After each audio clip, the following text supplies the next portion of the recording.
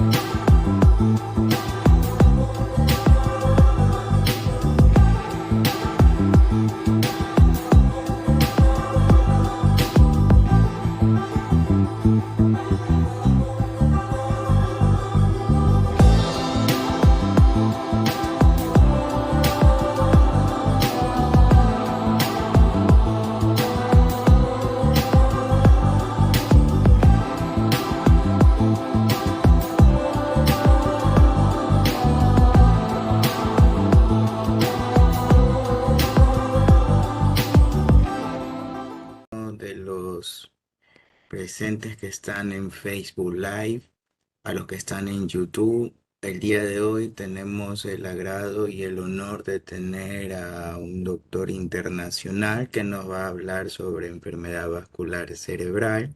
Esperemos que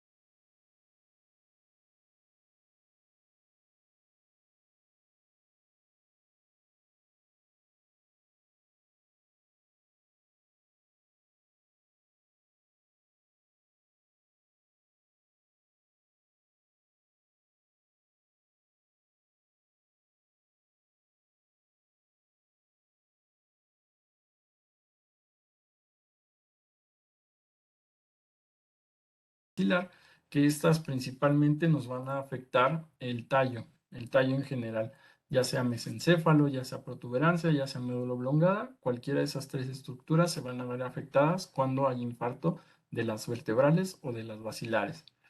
Estos infartos de tallo tienen una peculiaridad. Si se fijan aquí, les puse la palabra alterno. ¿Y qué quiere decir este síndrome alterno de tallo? Que así es como se le denomina comúnmente. Quiere decir que vamos a tener un déficit en la parte de la cara que es contrario al que vamos a presentar en el cuerpo. Por ejemplo, aquí les pongo que son pacientes que van a presentar ataxia, pueden presentar hemiparesia.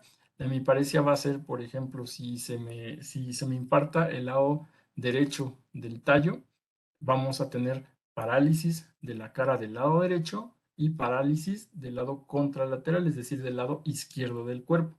A eso nos referimos con el alterno de tallo, que la cara no, el déficit en la cara no corresponde con el del cuerpo. Igualmente, la alteración sensitiva, si es del lado derecho de la cara, la alteración sensitiva del cuerpo va a ser del lado izquierdo. Ese es un dato patognomónico y un dato que se tienen que recordar siempre, siempre, para decir que es un alterno de tallo. Alterno de tallo existen muchos síndromes, sale un poquito de los objetivos de esta clase, pero sería bueno que ya por su cuenta le den una busca rápida para que los conozcan. También pueden presentarse disfagia, disartria, alteración de nervios del cráneo, ya que en el tallo encefálico es donde están los núcleos de los nervios del cráneo. A manera de repaso, recuerden, el primero y el segundo no tienen ninguna integración nuclear en el tallo. El 3 y el 4 sus núcleos están en el mesencéfalo. Después nos vamos al puente. El puente va a tener al 5, 6, 7 y 8, ¿de acuerdo? Y de allí la médula oblongada, 9, 10, 11 y 12. Una forma fácil de recordar los núcleos del tallo, los núcleos, perdón, de los nervios del cráneo y su localización en el tallo es 3 y 4, mesencéfalo, ese sí se lo aprenden de esa manera, pero en el puente están todas las V, ¿sale? 5, 6, 7, 8, y en la médula oblongada están todas las X, 9, 10, 11 y 12. De esta manera van a recordar fácilmente eh, cuál es la afección que nos va a dar el infarto en tallo. Y aquí les presento esta imagen de tomografía donde se ve esta hipodensidad alrededor de la arteria basilar, que es una alteración a nivel de puente. También se pueden afectar las arterias perforantes, las últimas arterias ya de todo el árbol arterial en el cerebro, y estas lo que nos van a dar son síndromes lacunares. Los síndromes lacunares son aproximadamente 21 o 22. Los más importantes se los pongo aquí en la pantalla: el motor puro, sensitivo puro, el sensitivo motor, la hemiparesia atáxica y la disartria de mano torpe. Estos síndromes se llaman lacunares porque se van a tapar, insisto, las arterias más pequeñas de todo el sistema arterial y nos van a dar infartos muy específicos, ¿de acuerdo? Aquí este infarto se localiza en la parte del brazo posterior de la cápsula interna, que si recordamos, ese brazo posterior de la cápsula interna va a llevar toda la información de la vía piramidal, ¿de acuerdo? Entonces ese nos puede dar un motor puro, ¿sale? Ahora, en cuanto a la valoración de un paciente con infarto en un servicio de urgencias, cuando tenemos la fortuna de que el paciente llegue en las primeras 4.5 horas y sea candidato de recibir tratamiento intravenoso, tenemos esta escala, que es la escala del NIH.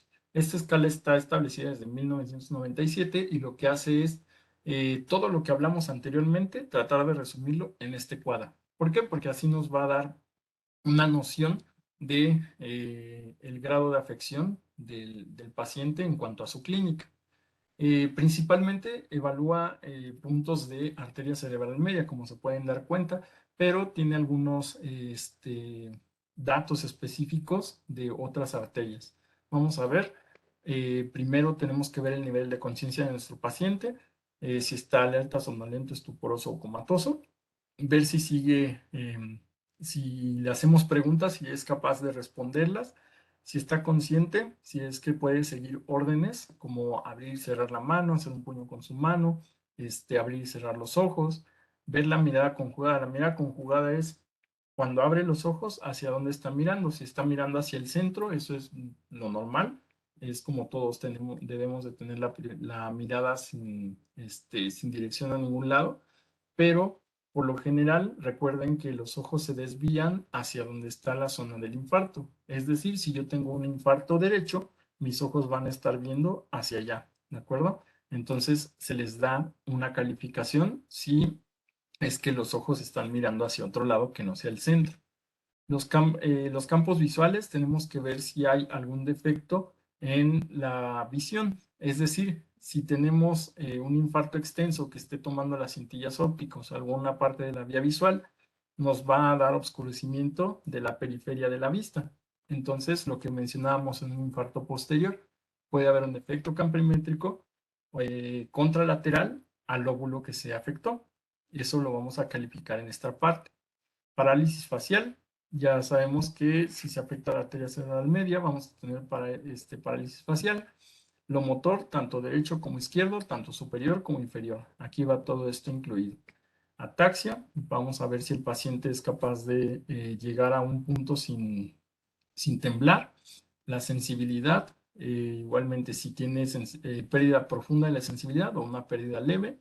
Lenguaje y disartria, recordemos que disartria es únicamente alteración en la articulación de la palabra, es decir, si tengo afección de nervios bajos del cráneo, que son los que inervan los músculos de la fonación, vamos a tener lenguaje, entendimiento del lenguaje, buena dicción del lenguaje, pero a la hora de articularlo no se va a escuchar bien. A eso nos referimos con disartria. En cuanto a afasia, lo que nos referimos con afasia es o no lo comprenden o no lo pueden ejecutar, que son la famosa afasia de Wernicke y la afasia de Broca. Broca es motora, Wernicke es de comprensión o sensitiva, ¿de acuerdo? Entonces, esos son los puntos que vamos a valorar acá. Y la extinción o negligencia es poder distinguir dos estímulos de manera simultánea.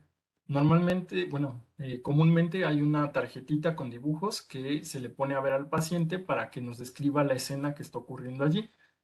Por lo general, el paciente con negligencia va a ignorar completamente un campo de ese dibujo y solo nos va a describir la parte derecha, por ejemplo, o la parte izquierda. Otra forma fácil de ver si este paciente tiene o no alteraciones a algún estímulo es hacerlo de estímulo táctil, por ejemplo, tocar primero la parte derecha, tocar después la parte izquierda y después tocarlos al mismo tiempo.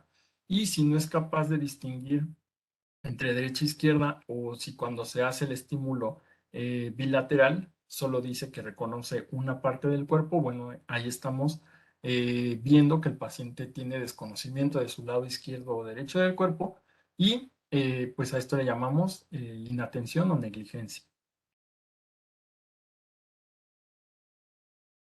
Otro concepto que encontramos en esta parte, en la parte del isquémico, es la isquemia transitoria. Como les mencionaba, más o menos es un 20% de los infartos cerebrales. Y esto es importante distinguirlo porque vamos a ver que los pacientes tienen toda la clínica de infarto, pero resuelven en menos de una hora, es decir, en menos de una hora regresan a su basal, a como eran previo al infarto, o máximo 24 horas, sin evidencia de infarto en la imagen. Eso es muy importante. Nosotros tenemos que ver, lo ideal es una resonancia magnética porque en la tomografía es difícil encontrar cambios en la primera hora, pero la resonancia magnética tiene varias secuencias como DWI, que son secuencias de perfusión. Ahí se pintan los infartos desde muy temprano, minutos a una hora, la primera hora. Entonces, si nuestra sospecha es un infarto, una isquemia, perdón, cerebral transitoria, pues lo primero que tenemos que hacer es resonancia magnética para descartar esa parte. Siempre que nos presentemos ante un paciente que tenga debilidad súbita o una alteración neurológica súbita, lo importante es esto. El abordaje y el tratamiento a veces puede ser exactamente igual que el de un EBC. ¿Por qué? Porque yo no me voy a esperar 24 horas a ver si el paciente regresa a su basal cuando solo tengo 4.5 horas para actuar. Entonces, La idea es, ante la duda, vamos a darle tratamiento como si fuera un infarto, ¿de acuerdo? Hay otras entidades que se pueden parecer al infarto, a esto le llamamos mimics. ¿Qué es un mimic? Me van a preguntar ustedes, aquí se los puse, se comporta como un infarto, pero no lo es. Y son todas estas que vemos aquí. Síncope, hipoglicemia, enfermedad metabólica, intoxicación por drogas, crisis epilépticas, parálisis facial. Son muchas las causas que se pueden parecer a un infarto y que nosotros en el servicio de urgencias en ese momento debemos descartar. Siempre que llegue el paciente, signos vitales, una glucosa y vemos si continuamos con el protocolo para infarto o se trata de un MIMIC. La otra palabra que tenemos en esta parte de la neurología es el camaleón, que aquí les pongo cuál es la definición. Se presenta como otra entidad y resulta que sí es un stroke, ¿de acuerdo? Puede ser, por ejemplo, los pacientes que vienen con vértigo agudo, pacientes con con estado de la alerta de forma aguda o hipertensión severa, que sabemos que una emergencia hipertensiva se puede convertir en un infarto tanto hemorrágico o como isquémico. Ahora, por temporalidad, ¿cómo podemos clasificar el infarto? Podemos decir que es hiperagudo dentro de las primeras 6 horas, agudo de 6 a 24 horas, subagudo de 24 horas a 2 semanas y crónico cuando ya tiene más de 2 semanas. Por la tomografía podemos identificar estos signos este, de temporalidad y lo que nos interesa son los signos tempranos. ¿Por qué? Porque en estas dos tomografías es donde nosotros vamos a poder dar un tratamiento oportuno. Si yo ya veo pintado el infarto como lo es acá pintado, me refiero a que ya se ve todo negro, no voy a dar tratamiento porque el riesgo de sangrado o de transformación hemorrágica es muy alto, ¿de acuerdo? Menos de 1.5 horas, lo único que vamos a ver es pérdida entre la diferencia de sustancia gris y sustancia blanca, ¿de acuerdo? Se puede ver algo de edema en las primeras 3 horas, ajá, y en algunos casos, o no sé si han escuchado alguna vez el término de arteria hiperdensa. Esto es no solo la cerebral media, sino la arteria cuando se infarta, puede haber cierto disminución del flujo a nivel de la arteria y se van a poner blancas en la tomografía. Hay ocasiones que se llegan a ver. La otra es, empieza a haber un proceso de edema por todo lo que les mencionaba a nivel celular. Y esto ya lo vamos a ver en más de 6 horas. Vean cómo aquí ya se empieza a borrar la ínsula, cómo se empieza a borrar la diferencia entre el lenticular y la sustancia blanca que lo rodea, que es la cápsula externa. Y finalmente, más de 24 horas, pues completamente negro, ¿no? Estas son las dos imágenes que no nos gustan a la hora de valorar a un paciente. Bien importante, siempre correlacionar la imagen con la historia clínica que nos comenten los familiares del paciente. En cuanto al espectro de tratamiento, muy importante tener en mente prevención primaria y prevención secundaria. La prevención primaria va a ser la identificación de de los pacientes que están en riesgo de padecer un infarto. Ajá. Y a través de eso, pues proponer estrategias de salud pública. Después, si estas fallaron, pues tenemos el infarto cerebral, ¿qué vamos a hacer con nuestro paciente? Si este paciente llega en las primeras 4.5 horas, insisto, pues se le puede dar tratamiento en agudo. Después de eso, rehabilitación física. Siempre, siempre la rehabilitación física para este tipo de pacientes es de mucha ayuda. Y después de eso, prevención secundaria. ¿Para qué? Para evitar la recurrencia del infarto, ¿de acuerdo? Lo más importante es evitar que ese paciente se nos vuelva a infartar. Para esto, pues, hacemos todos los estudios para intentar clasificarlos, como les enseñé en la clasificación de Toast, y pues darle manejo a la causa principal y que no vuelva a suceder.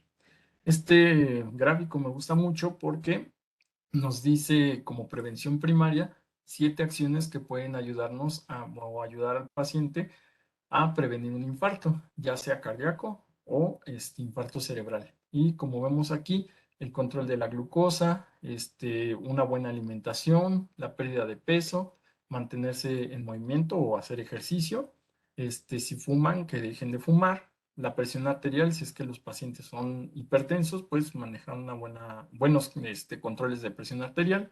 Y colesterol, en cuanto a control de colesterol, es muy importante también esta parte. Las dislipidemias son factores importantes para que el paciente sufra infarto. ¿Quién se beneficia de recibir el tratamiento con alteplasa? Pues cualquier tipo de infarto isquémico. Los niveles de NIH, anteriormente se decía que más de 15 o menos de 4 no se debe trombolizar al paciente. Actualmente pues hay que individualizar el caso porque muchas veces se pueden beneficiar a estos pacientes aunque estén con un NIH menor a 4 o mayor de 25. Adultos mayores y ancianos igualmente hay que individualizar porque hay viejitos que se benefician de la trombólisis. Inclusive en el mismo instituto hemos trombolizado pacientes mayores de 80, 85 hasta 90 años y les ha ido bastante bien. Entonces siempre hay que dar el beneficio de la duda, siempre hay que valorar muy bien a nuestro paciente para ofrecerle lo mejor. Entre más temprano, mejor. Recuerden que tiempo es cerebro.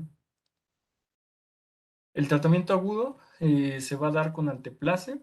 El cálculo de la dosis se va a hacer 0.9 miligramos por kilogramo de peso. La dosis máxima son 90 miligramos, nunca den más de 90 miligramos.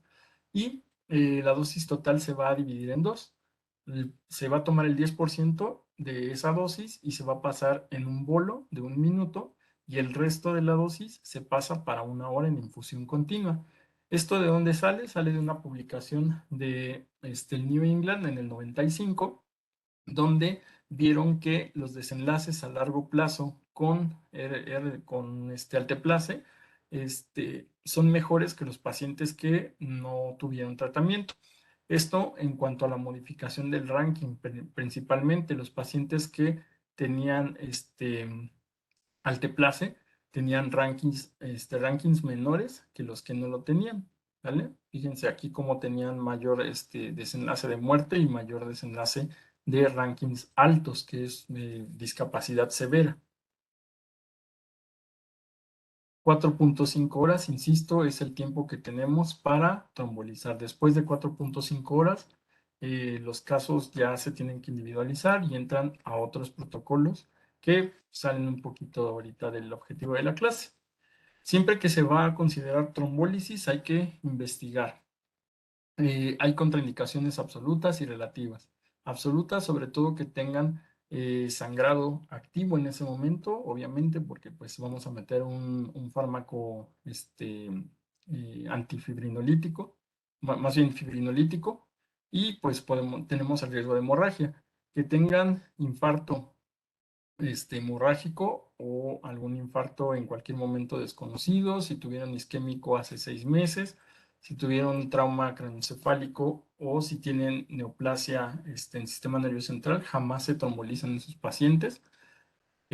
Cirugía o mayor en 3 semanas previas al infarto, si hay sangrado gastrointestinal activo, como les mencionaba, o si hay disección aórtica o punciones en lugares no accesibles. Por ejemplo, hay pacientes que se les está haciendo una biopsia hepática, biopsia renal y en ese momento presentan el infarto, pues desafortunadamente no es más el riesgo de trombolizar a esos pacientes que el beneficio que le vamos a dar. Se pueden desangrar. Contraindicaciones relativas, principalmente hay que poner atención en esta, que es la hipertensión arterial refractaria. Un paciente con más de 180 a 110 de presión no se puede trombolizar, ¿de acuerdo? Porque tiene alto riesgo de que ese paciente se haga conversión hemorrágica. Ahora, para que nosotros demos tratamiento a un paciente en las primeras 4.5 horas, lo único que necesitan es una tomografía simple, no necesitan nada más. La tomografía simple en ese momento me va a decir, ¿tengo sangrado o únicamente es el infarto cerebral o la lesión isquémica? Adelante, hay que dar tratamiento. No necesito ni resonancia, ni angiotomografía, ni nada. Esos ya entran a formar parte de los estudios complementarios, ¿de acuerdo? Entonces, si en el centro donde trabajen o si en el centro donde vayan a trabajar o donde estén haciendo servicio, etcétera, únicamente tienen tomografía, eso es suficiente para que demos tratamiento. Dentro de los estudios complementarios, sí nos interesa ya hacer la angiotomografía o la angioresonancia, porque esta nos va a decir específicamente cuál es el vaso que está afectado. Por ejemplo, este es un caso de un paciente real de allá del instituto. Vean cómo se ve el árbol arterial. Recordemos que esta es la arteria cerebral media del lado derecho y la arteria cerebral media del lado izquierdo. Este estudio se tomó después de trombólisis. A pesar de la trombólisis, se ve aquí cómo está amputada la arteria cerebral media. Hay un paso discreto de sangre por aquí, pero es muy, muy pequeño y esta sería nuestra arteria afectada. Ese mismo paciente se pasó a angioresonancia y vemos su cerebral media del lado derecho está perfecto y la cerebral media del lado izquierdo amputada. ¿De acuerdo? Entonces, esto nos ayuda a nosotros porque después del tratamiento trombolítico podemos ofrecer trombectomía mecánica, es decir, meter un catéter y extraer directamente el coágulo. Esto por terapia endovascular. La terapia endovascular tiene criterios también. Entre más cercano esté en la arteria cerebral media, es más fácil sacarlo. La arteria cerebral media se divide en 4 porciones. Tiene una porción proximal, una porción distal, donde se empiezan a ramificar y las ramas como tal. Entonces, nosotros adelante de la porción M2 no alcanzamos ya el trombo, entonces acá ya no sería candidato para tratamiento endovascular el paciente. No así si se atora el trombo, pues a nivel proximal, ¿de acuerdo?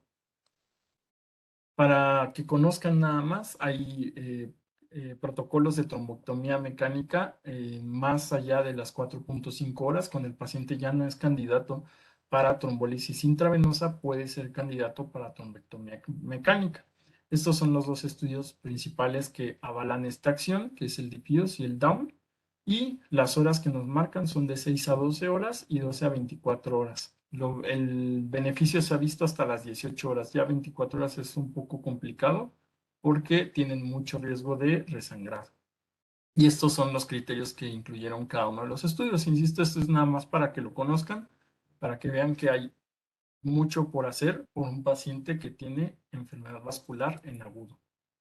Ahora, les mencionaba yo prevención secundaria.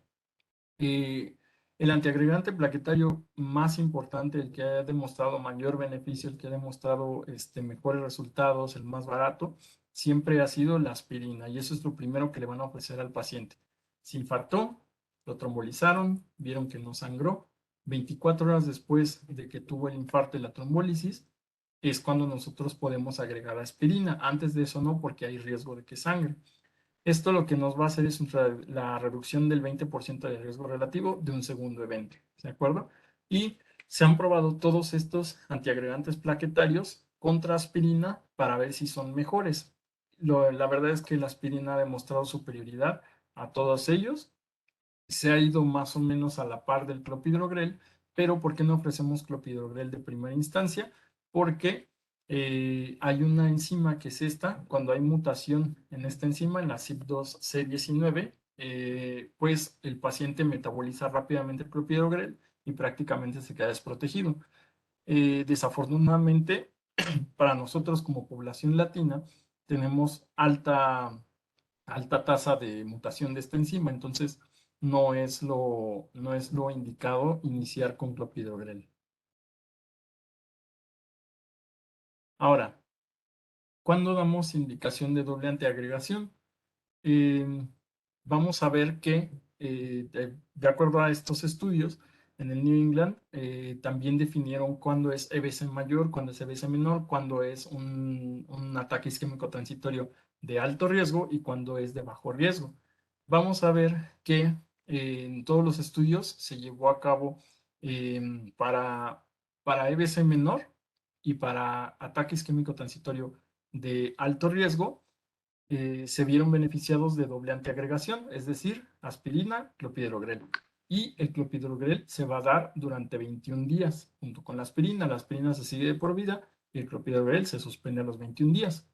Esto lo que hace es disminuir la recurrencia del EBC o la transformación del ataque isquémico transitorio a un EBC. Abajo les pongo estas dos viñetas donde vamos a ver que el ataque isquémico transitorio de alto riesgo se va a definir como un puntaje del ABCD2 arriba de 4 y el NIH, como ya vimos, abajo de 3 vamos a definir nosotros como un infarto menor.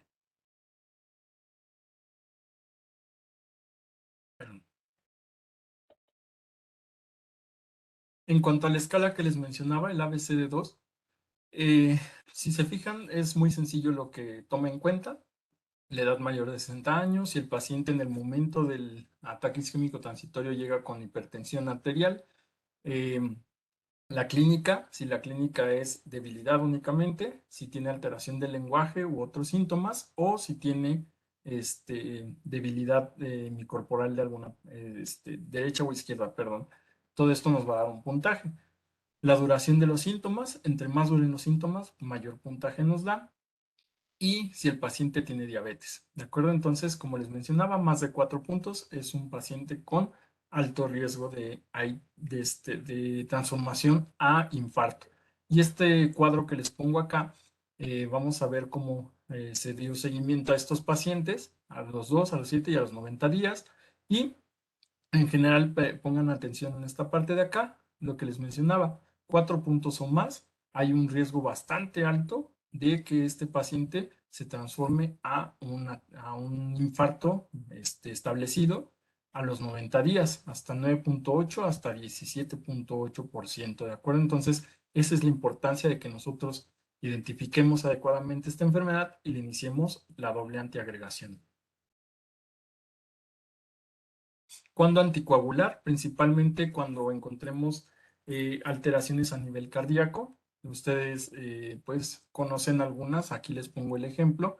La fibrilación auricular es una entidad que sí o sí se tiene que anticoagular. Y esto pues también ya depende mucho de indicaciones cardiológicas específicas como lo es la prótesis mecánica, metálica o la estenosis mitral, que sabemos que ahí la anticoagulación es directamente con inhibidores de la vitamina K, como warfarina, por ejemplo. Si no hay indicación, o más bien si no hay alguna de estas entidades, como la prótesis mecánica, perdón, metálica o la estenosis mitral, podemos individualizar al paciente y ver cuál es su riesgo, cuál es el riesgo de sangrado y cuál es el riesgo de que se vuelva a infartar. Para eso tenemos dos escalas, el CHAD-VASc y el Hasbled, que en un momento se los menciono. Si nuestro CHAD-VASc tiene estos puntajes, nosotros podemos considerar la terapia anticoagulante con los nuevos anticoagulantes orales, rivaroxaban, digabatrina, tenemos muchas opciones. Entonces les mencionaba de CHAD-VASc y Hasbled. Hasbled nos va a decir cuál es el riesgo de que el paciente sangre si yo le inicio anticoagulación. Y el CHAD-VASc nos va a decir cuál es el riesgo de que ese paciente se infarte nuevamente si no le inicio anticoagulación. ¿De acuerdo? Entonces, teniendo estas dos escalas, vamos a poner en la balanza si conviene anticoagular a nuestro paciente y cómo lo vamos a anticoagular. Les mencionaba yo estudios de extensión para valorar el riesgo de otras enfermedades en el paciente. Tengo que hacer definitivamente un electrocardiograma. De preferencia se hace un electrocardiograma Holter por aquello de que solo se encuentra enfermedad atrial, perdón, paroxística, la fibrilación auricular paroxística, que pues no lo vamos a ver a lo mejor en ese momento en el electrocardiograma de 12 derivaciones, pero que sí podemos obtener en un Holter. Entre más tiempo de registro, mejor. Inclusive en Europa hay registros de hasta 21 días. Entonces, son herramientas que, bueno, a veces no tenemos aquí disponibles, pero podemos estar mandando, pues, de manera constante, Holter para poder valorar a nuestro paciente. La otra es ver la estructura cardíaca. Si el corazón tiene alguna anomalía y está formando coágulos, aquí se los pongo, el ultrasonido transtorácico, el cardíaco o el transesofágico si se considera. Y finalmente tenemos el Doppler carotidio que nos va a mostrar si hay enfermedad carotidia, que es una causa también importante de infarto cerebral. Si hay placas de ateroma que estén tapando nuestra carótida interna, vamos a ver que hay alteración en los flujos de sangre, ¿de acuerdo? Y esta enfermedad carotidia se va a dividir en estas tres. Cuando es no significativa, vamos a tener una estenosis del vaso menor al 50%. Y esto, pues, lo único que nos ayuda es a definir el tratamiento. El tratamiento para estos pacientes, cuando es una enfermedad no significativa, se da mejor tratamiento médico. El mejor tratamiento médico son este, antiagregante plaquetario, que es la aspirina, y atorvastatina a dosis altas. Dosis altas, ¿cuánto es? 80 miligramos durante 3 a 6 meses, dependiendo del seguimiento que le demos al paciente. Si nuestro paciente tiene una estenosis significativa, es decir, mayor al 70%, lo que vamos a hacer ahí es definitivamente una endarterectomía. Esto es el tratamiento quirúrgico, como vemos en esta imagen. Se corta el vaso directamente y se saca la placa de ateroma. ¿De acuerdo? Esto siempre sucede cuando la placa ocupa más del 70% del el lumen del vaso. Y 50 a 70% de estenosis se individualiza cada caso. Si tenemos un hallazgo, por ejemplo, porque le mandamos a hacer el ultrasonido por alguna otra situación o le hicimos un estudio de imagen y determinamos que tiene un 65% de estenosis, por ejemplo, aquí lo que vamos a hacer es individualizar el caso. Si fue un mero hallazgo, puro tratamiento médico es suficiente. Si el paciente tuvo ya el infarto y nosotros dentro de las causas del infarto le mandamos a hacer el estudio de carótidas y encontramos una estenosis del 65%, esa carótida ya nos está dando problema. Hay que tratar a ese paciente, quitarle directamente la placa de ateroma. ¿De acuerdo? Entonces, esos son los escenarios que debemos de tener en mente y las formas de actuar de cada uno de ellos. Y bueno, hasta aquí no sé si hay alguna duda o algo que quieran que comentemos. Doctor, sí, en efecto tenemos una pregunta de aquí. Primero que todo, agradecerles a los 12 participantes que tenemos reunidos a través de Cisco Webex y los 5 que están a través de Facebook Live y a los 3 que se encontramos en YouTube. Tenemos una pregunta como tal aquí en el chat que dice, en los pacientes con formación de edema y con deterioro neurológico, ¿las medidas iniciales son iguales que un paciente con ACV de reciente inicio? Esa es una excelente pregunta. Em, Existe también el infarto maligno, que es cuando el infarto es secundario a una oclusión muy proximal de la arteria cerebral media y sabemos que se nos va a infartar prácticamente medio cerebro. En esos pacientes hay escalas para definir si el edema nos va a ocasionar algo más que la enfermedad que tenemos en ese momento, es decir, si nos va a llevar a deterioro del despierto del paciente.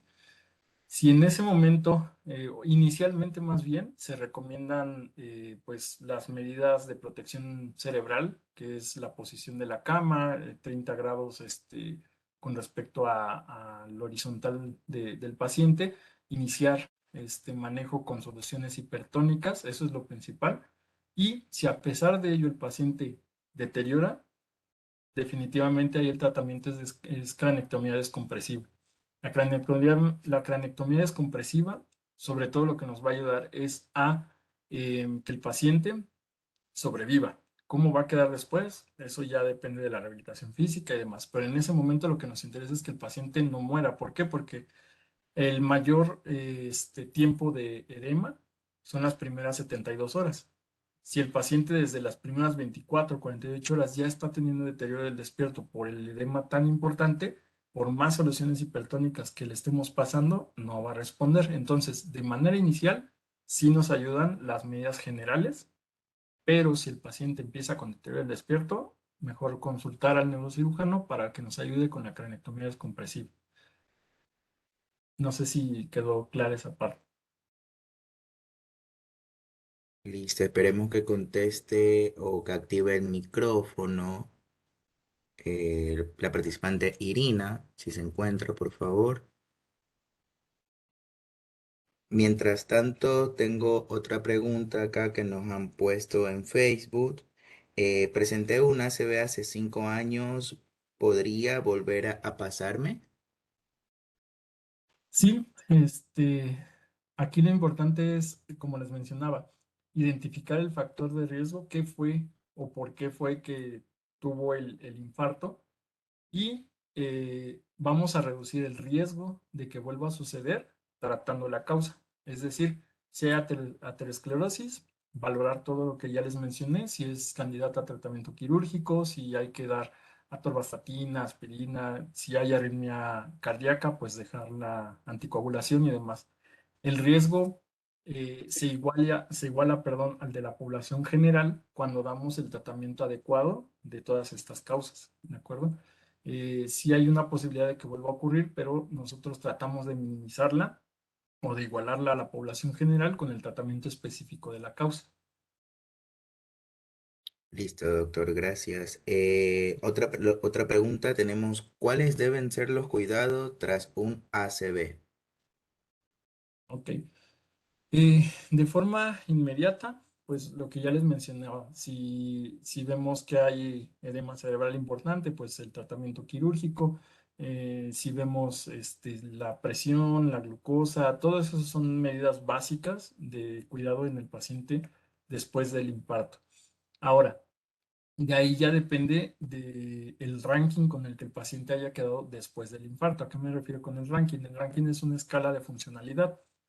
Si mi paciente no tiene un infarto extenso y tiene problemas para deglutir, por ejemplo, pues ahí a lo mejor poner una sonda nasogástrica, educar al familiar de cómo se utiliza esa sonda nasogástrica. Si el paciente tiene problemas para caminar y demás, ahí definitivamente iniciar rehabilitación física. ¿En qué momento vamos a iniciar la rehabilitación física? Entre más temprano mejor. Inclusive estando hospitalizados, se puede iniciar rehabilitación física. ¿Esto por qué? Porque entre más temprano hagamos trabajar estas neuronas para tratar de compensar el déficit que va a haber, mejor le va a ir al paciente. Además, otro objetivo de la rehabilitación física es evitar la espasticidad. El paciente que no se mueve empieza a hacer espasticidad, empieza a hacer deformaciones articulares que a la larga, además de que no se va a poder mover, va a tener mucho dolor ese paciente. Entonces, iniciar de manera temprana la rehabilitación física es otro de los cuidados que se hacen, además de todos los que ya les mencioné. Excelente, doctor. Muchas gracias por su respuesta. Irina puso que está todo claro referente a la pregunta. No sé si alguien más tenga alguna otra pregunta más que nos pueda indicar, por favor, no para ya dar por terminada la Open Class, agradeciéndole una vez más, doctor, por su valioso tiempo de podernos brindar un poco de sus conocimientos, ¿no? Y a las 12 personas conectadas aquí a través de Cisco Web, y a las que están en Facebook y en YouTube y en Instagram, ¿sí? Recuerden que pueden volver a visualizar esta Open Class a través de todas las redes sociales de Genios Educativo.